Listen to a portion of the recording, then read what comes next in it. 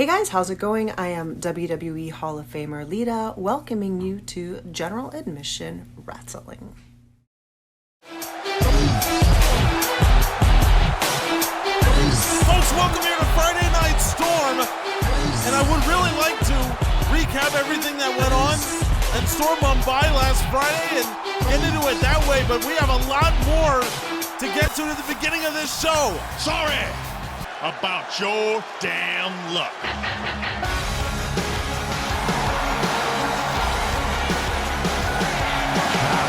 Creek swimming, moonshine sipping,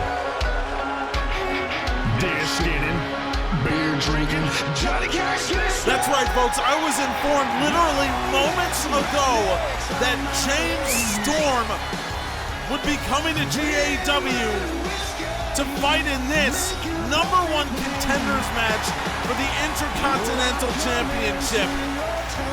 It was originally supposed to be Suicide versus Moose, the former champion, and now James Storm coming into GAW. Folks, go follow us on social media, Facebook, TikTok, Instagram. These are the kinds of moments that only GAW can deliver, and you can relive them all by following us on all of those channels. Links are in the description. Yes, this match is for #1 contendership to the Intercontinental Championship, currently held by Chris Sabin. Moose, the former champion, is part of the Wide Company. Suicide came into GAW back in Season 1.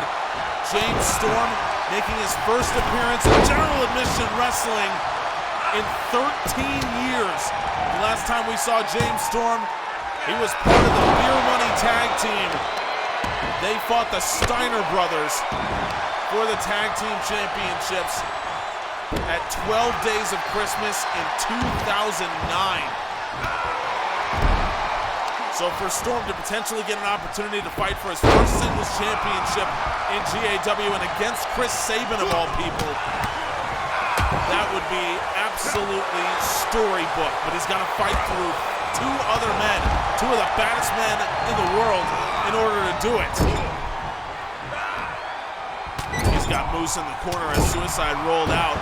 By the way, folks, let's not forget, we've got an incredible show coming up for you here, including our main event. Drew McIntyre puts the WXW Championship on the line against Shelton Benjamin.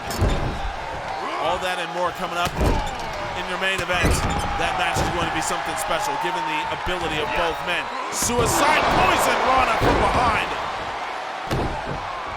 Storm was absolutely planted in Suicide, getting the leg drop guillotine on Moose, and Lance Storm follows it up with a punt. A rare moment of working together for these two. That's never the last as Suicide hits the code breaker. Able to take Moose out of the match, the former champion. And now Suicide whipping Storm over into the corner. Suicide getting him up top. The former TNA X Division champion against James Storm, multiple-time TNA Tag Team champion, and Storm just blasts Suicide from the top. Moose back into the ring. And Moose has the arm. Both men smelled blood in the water with Suicide as he fell from a great distance off the top rope. And now Moose has Storm. Follow-away slam, no! Storm able to come up behind, full Nelson. Storm drives Moose. Suicide trying to get back to his feet. Last call from James Storm. Absolutely levels Moose. Suicide needs to be there, and Suicide able to break up the cover. James Storm nearly had it right there. Suicide breaks up to cover off the last call, and now Suicide, beautiful combination into a DDT. Storm rolls out in a standing shooting star press, countered by Moose. Got the knees up, and now the former champion going to work. Barely survived the last call. Moose into the cover. Suicide kicks out. Needed the help of Suicide to survive the last call from James Storm. But Storm on the outside of the ring can't do anything right now as Moose over onto the shoulder. Moose drives Suicide down, looked like a dominator. Suicide needs it. James Storm is there. Storm with another last call on Moose. James Storm destroys Moose with the last call, and James Storm is the #1 contender. What a match. Fast and furious, but James Storm walks out of here as the #1 contender for the Intercontinental Championship and will take on one of his best friends, one of his former teammates, a man he's known for 2 decades, in Intercontinental Champion Chris Sabin. You know I'm coming to your town. Somebody for he is limitless.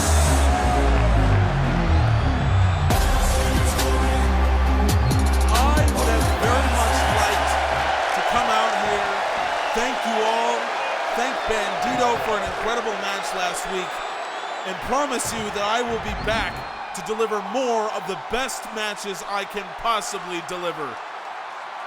But one man ensured that could not happen. One man by the name of Taiji Ishimori. He didn't have the decency to attack me. He didn't even have the decency to attack Bandito to his face. He, like the coward he was trained to be, held a grudge against a man who beat him fairly weeks ago and waited for the opportunity that that man would be at his weakest. Now, I was taught growing up that the mark of a real man is not how hard you fight to get to the top, but how hard you fight to stay there. And by that standard, I can almost understand you, Taiji. You feel threatened that a man who would make weight for a junior heavyweight title match beat you clean, and so your desperation is coming through. But your desperation is that of a small, petty, scared man. True champions would fight with their backs against the wall until there is no more fight left to be had, but you just put Bandito in that position. And while Bandito is not the world champion, he does truly have the heart of a champion. And as for me, I promised the GAW faithful that I would deliver some of the greatest matches they would ever see, but now the story is about a petty man's cheap attack, which means me and you, Taiji Ishimori, have a problem. And unlike you, I embrace new challengers with my arms wide and my wrists taped, so I will welcome you to a GAW ring sometime soon with the world title on the line. You may try to lift me for the bloody cross. You may try any manner of underhanded tactics. You may even try to involve your Bullet Club teammates. But I can promise you that I will try to win this match for me, for Bandito, and for the fans. And as long as I have that support that you could never imagine feeling, I will stand tall over you every single time.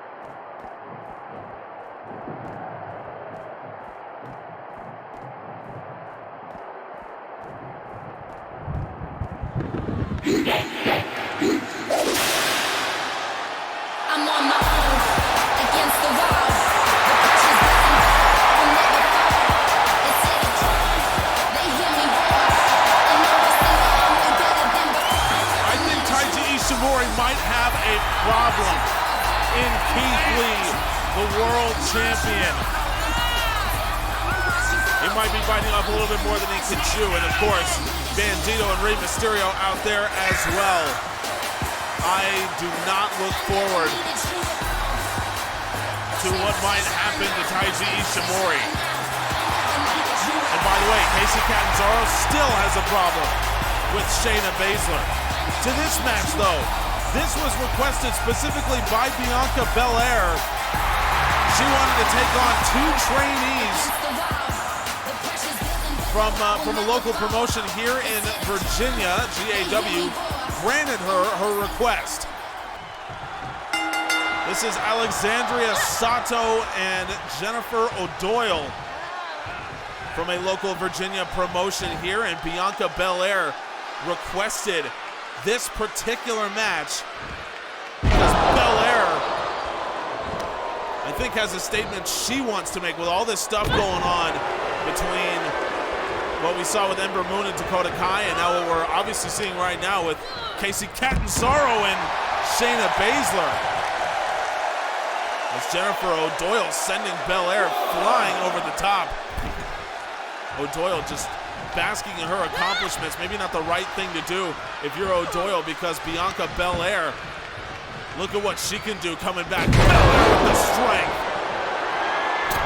Just tossing O'Doyle around, and now Belair from the top with an elbow drop.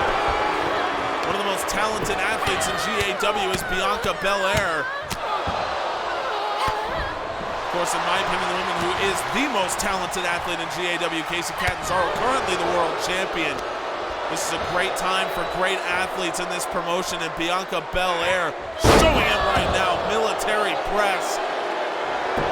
And Belair, 2 women, it doesn't matter. Cover, and Sato was there to break things up, and Belair fighting 2 women, making it look easy. O'Doyle takes the tag in. Here comes Sato.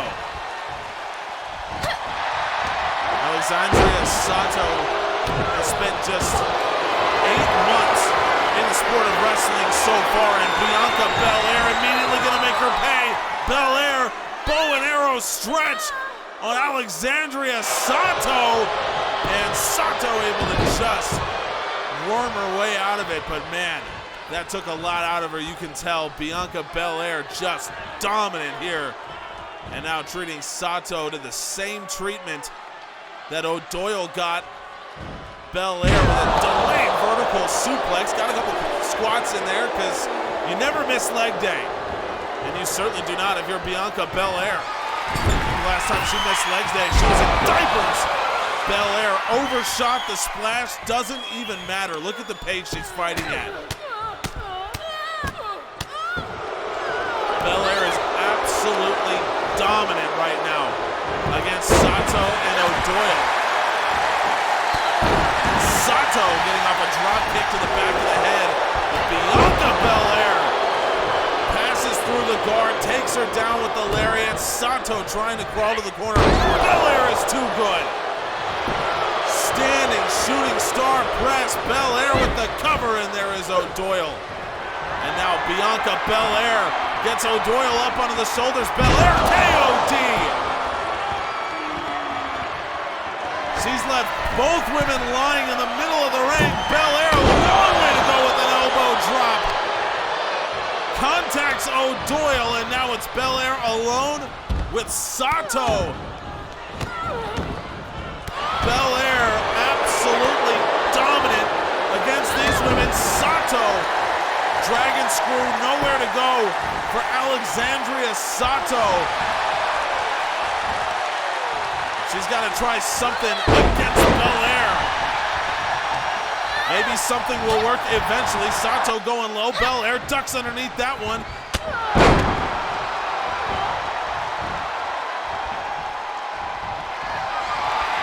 And Belair gets Sato up on the shoulders. Belair KOD. Once again, Bianca Belair. KOD to Sato, and Belair walks out of here with a win over 2 women.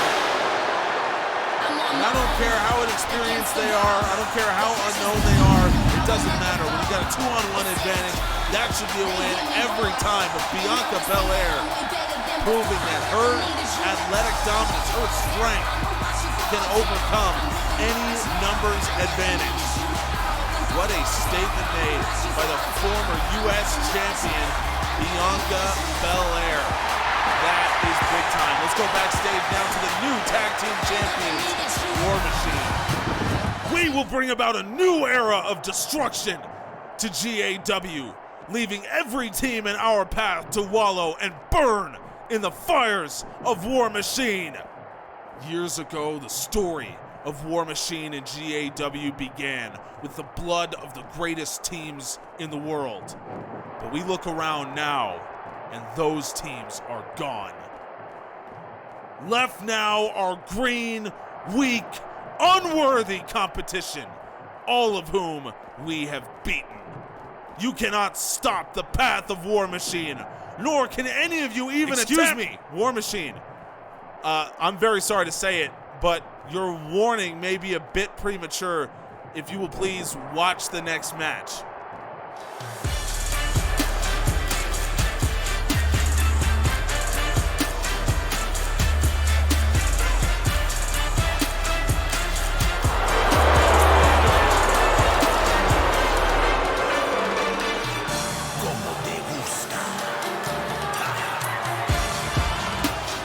I think we should all follow Nick Gray's advice and tune in to this match. La Rebelion has already fought for the tag team championships once when ZSJ and Ospreay held the titles. They came up short on that occasion as ZSJ and Ospreay proved a lot of people wrong. But of course, War Machine coming back into their own as an absolutely dominant force in tag team wrestling as they have been in the past. La Rebelion, one of those teams new to GAW, maybe unaware of what War Machine can do in a tag team ring. And Nick Gray, I think, just looking out for War Machine, just wants them to be aware of the kinds of teams that are coming up against them or could potentially.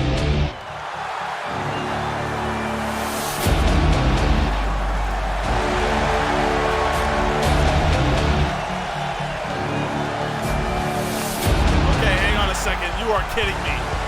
You are absolutely kidding me. The team of Gifted Punishment.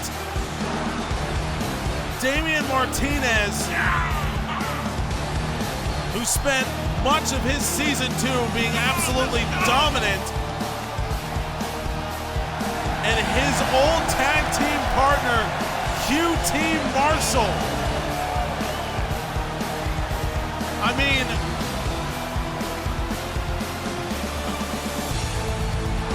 who had this? I mean, who actually had this? Who had this happening in GAW this year? Gifted Punishment. This is unbelievable. This is truly unbelievable. Damian Martinez, who last year amassed a 10-2 record as Humberto Carrillo off the DDT with an early cover. Martinez kicks out. Now La Rebelion. Did they know that this was the team they were going to be facing? Did War Machine know that this was the match they were going to be watching? That potentially one of these teams could be their next challenger? Martinez is an absolutely dominant force, we know that. But QT Marshall, I mean, are you serious right now?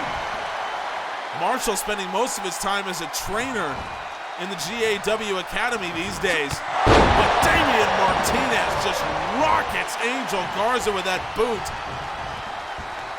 I see Marshall is content to let Martinez do a lot of the heavy lifting here. Tag in. Here comes QT, and Martinez just gonna huck him off the top rope. An assisted shoulder tackle. Angel Garza able to fight through this one. Garza and Carrillo, the members of La Rebelion, of course, both members of celebrated Mexican wrestling families. And here comes Damian Martinez once again. And all the family lineage in the world will not help you against a man like this. Garza, double springboard into a double arm drag. And Garza in front of QT Marshall. Standing moonsault. Frequent tags is the name of the game here for La Rebelion. Traditional lucha training. And it's funny, a lot of lucha teams, you kind of see a split. Humberto Carrillo with a bow and arrow stretch. I'm not sure how effective this is going to be on the 6'8" Damian Martinez. You either see Mexican teams that come from the lucha tradition, beautiful defense played by Carrillo, maybe don't use a lot of tags because the tags aren't so strictly enforced in Lucha Libre, or sometimes in the case of La Rebelion, they do use the frequent tags because often you will see a lot of double team offense in traditional lucha matches. So it just depends on, it really depends on the team's communication and their speed in getting back to the corner. And you can see both of these men are very comfortable in doing that. Damian Martinez letting Carrillo have it, and back into the ring he goes.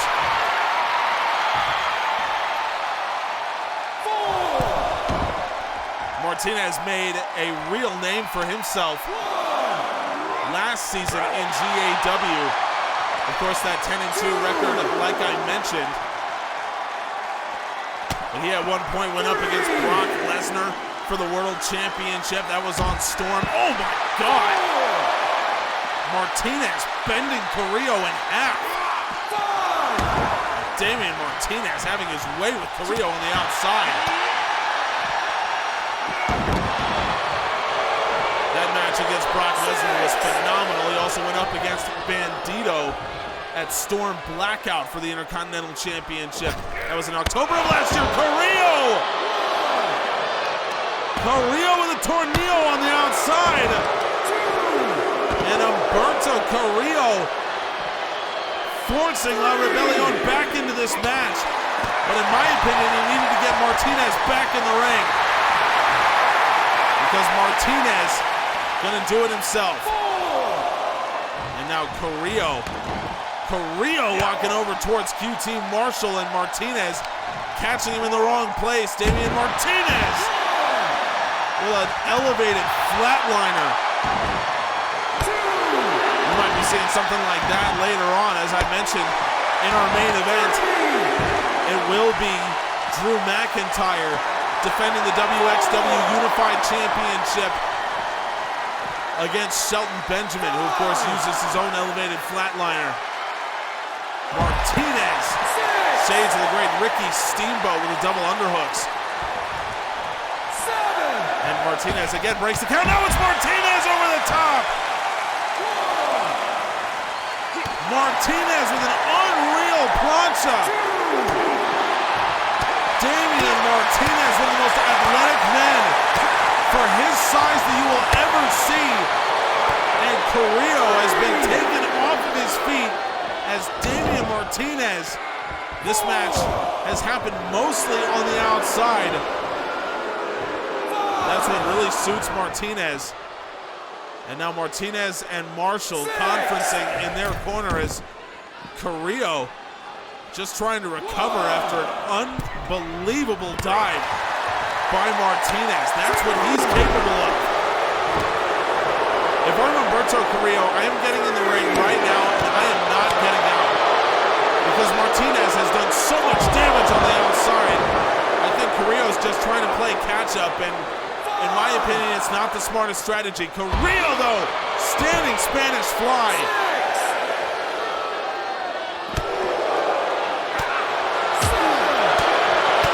Carrillo, man, great individual effort against CSJ and Ospreay as well when La Rebelion fought for the tag team championships. And now Carrillo understanding that he needs to have another great individual effort here against Damian Martinez to even give La Rebelion a shot in this match. Carrillo back into the ring. Martinez follows, and Carrillo, maybe that wasn't the smartest play as Martinez with a whip back into the corner. After a long time brawling on the outside, Martinez and Carrillo take it back in, and Carrillo fighting out of the corner. Humberto Carrillo needs a tag, and he gets it. Here comes Angel Garza, and here comes QT Marshall. Marshall allowing Martinez to do a lot of the heavy lifting here. But you can never underestimate QT Marshall's knowledge and instinct when it comes to professional wrestling. When it comes to this sport, QT Marshall is an expert, and Marshall makes the cover. Carrillo, easy breakup, but Damian Martinez is right there to deal with Carrillo. And maybe that was the plan again from the very intelligent QT Marshall. Up to the second rope with an elbow drop goes Marshall, and now Marshall in an Anaconda Vice to Angel Garza. Marshall driving this thing in. Martinez is keeping Carrillo at bay on the outside. Marshall lets it go. And QT Marshall, no, he's going right back into it.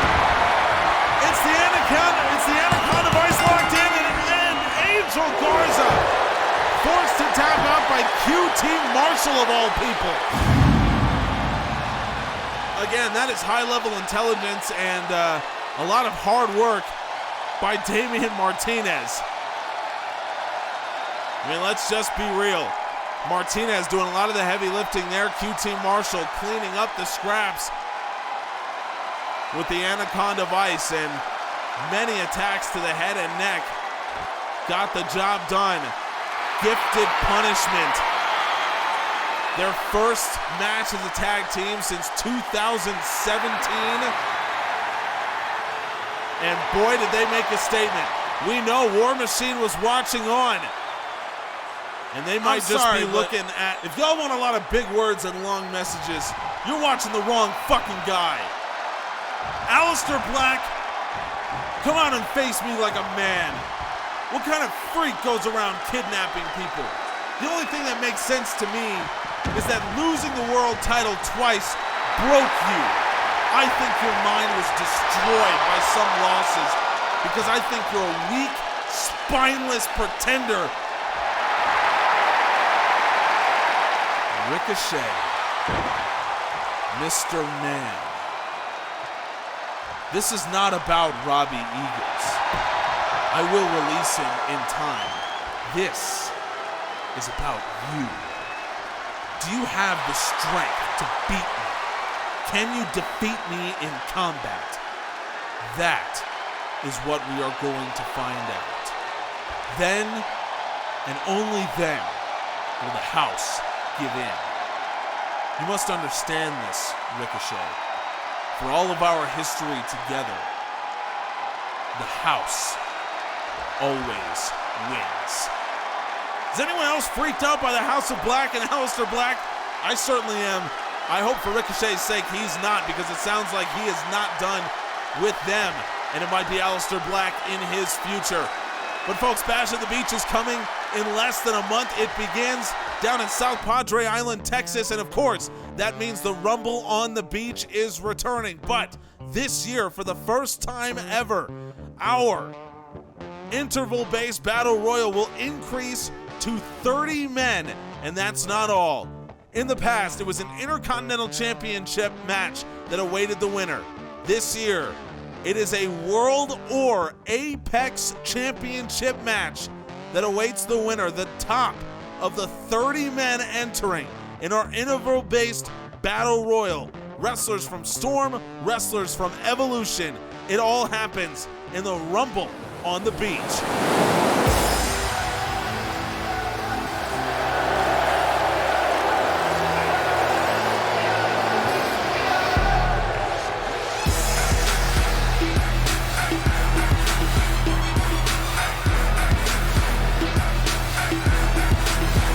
Shelton Benjamin was part of one of the biggest stories in the history of General Admission Wrestling when he announced that Brock Lesnar would be coming to GAW. That was before the Challenger Briefcase ladder match last year that Lesnar ended up winning and then, of course, becoming World Champion that same night.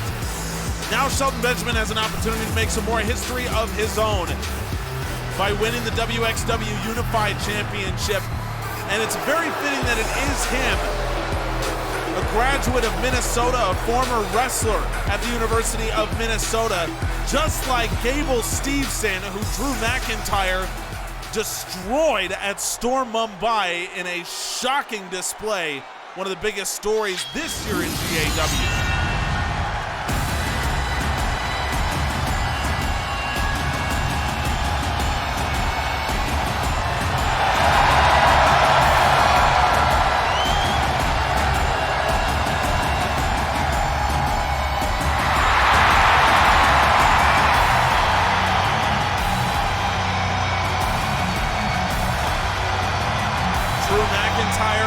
Former Intercontinental and Tag Team Champion in General Admission Wrestling.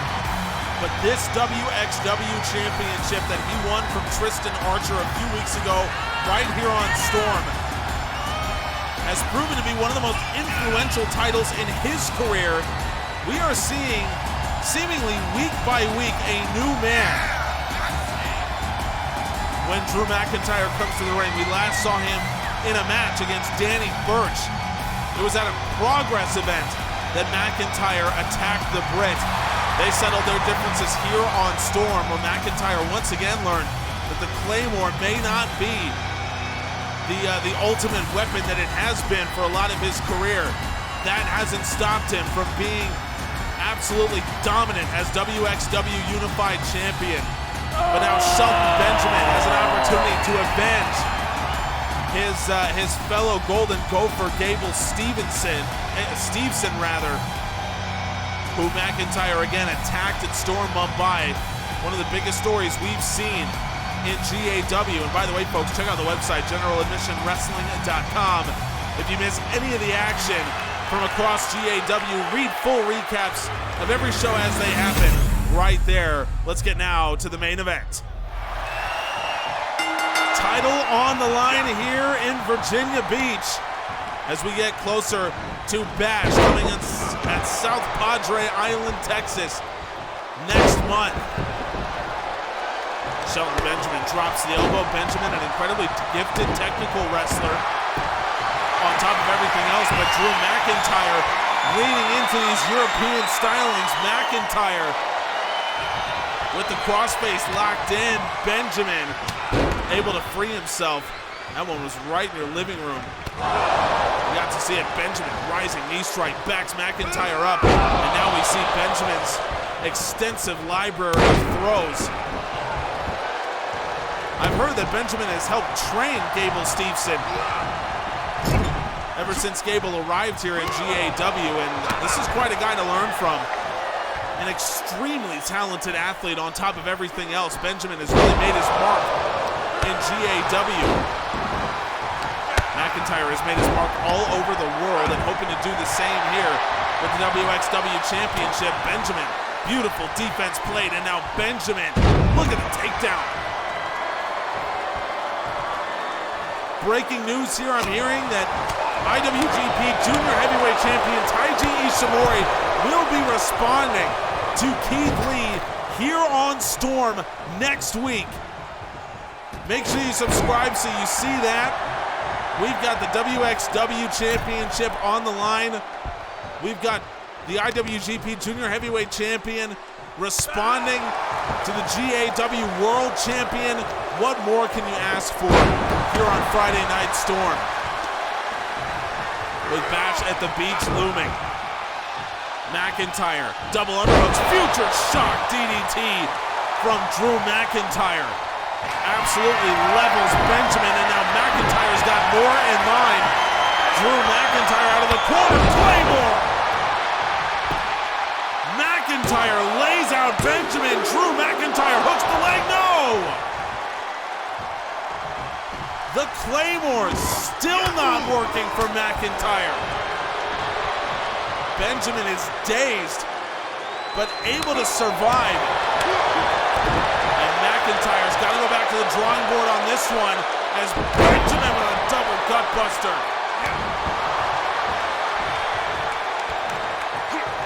representative of West Side Extreme. This now marks the third match in a row for Drew McIntyre where one Claymore has not gotten the job done. But you can see, like a champion, McIntyre still fighting, still grinding. Multiple shots to the exposed chest of Benjamin. McIntyre just strikes shots to every part of Benjamin's body. McIntyre seems pissed off that the Claymore did not work for a third consecutive match. McIntyre now just taunting Benjamin. Remember, it's a 10-second count out here, but Drew McIntyre perches himself on the top rope. McIntyre's gonna fly! We almost never see that from McIntyre, and Shelton Benjamin. It took everything he could just to roll over the guard, and now Benjamin gets McIntyre back in the ring. I think Benjamin has no idea what's happening right now. He might still be confused on what day it is, but Benjamin with a textbook T-bone suplex. That's what you want to see from Benjamin with McIntyre. A hard kick out. Benjamin needs more. Benjamin with a pay dirt. He got more. Shelton Benjamin hooks the leg. No!